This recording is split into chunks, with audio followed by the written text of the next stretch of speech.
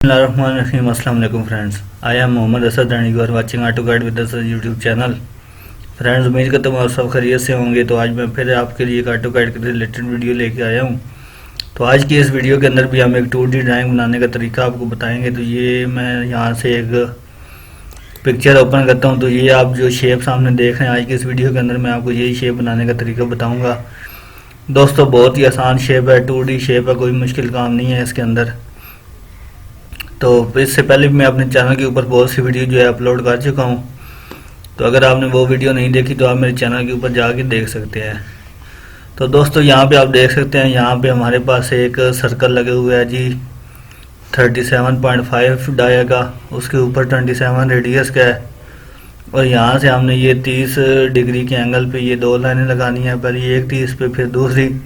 यहाँ पे ये छोटे दो सर्कल 6 रेडियस के लगाएंगे, ऊपर 15 रेडियस का। और उसके बाद यहाँ पे 10 रेडियस सर्कल लगेगा, ये भी 10 रेडियस का लगेगा। और ये नीचे वाले दो जो सर्कल हैं, ये अंदर वाला हमारे पास 19.5 आया गया और बाहर वाला 36 आया गया है। तो चलें दोस्तों शुरू करते हैं आज की इस वीडियो को।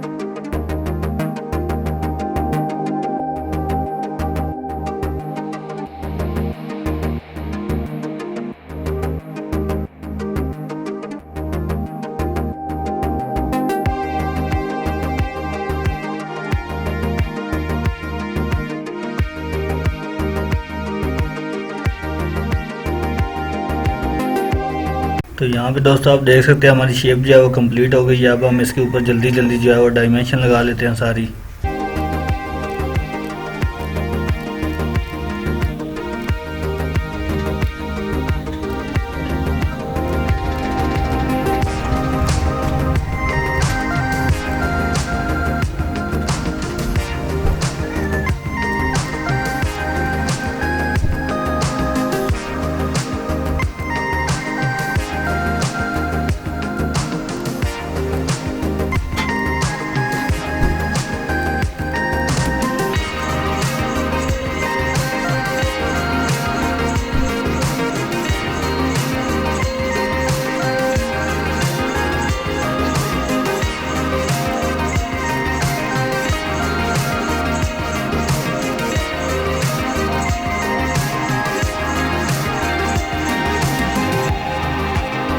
तो दोस्तों आप देख सकते हैं यहाँ पे हमने डायमेंशन वगैरह लगा लिए हैं और जिस तरह हमारे पास यहाँ पे पिक्चर के अंदर ड्राइंग थी बिल्कुल उसी तरह हमारी जो है वो ड्राइंग कंप्लीट हो चुकी है। तो दोस्तों उम्मीद करता हूँ आपको वीडियो पसंद आई होगी। अगर वीडियो पसंद आई है तो वीडियो को लाइक कर दें और अगर आपने अभी तक मेरे चैनल सब्सक्राइब नहीं किया मेरे चैनल को भी ज़रूर सब्सक्राइब करें, क्योंकि मैं इसी तरह की इंटरेस्टिंग वीडियो आपके साथ शेयर करता रहूँगा।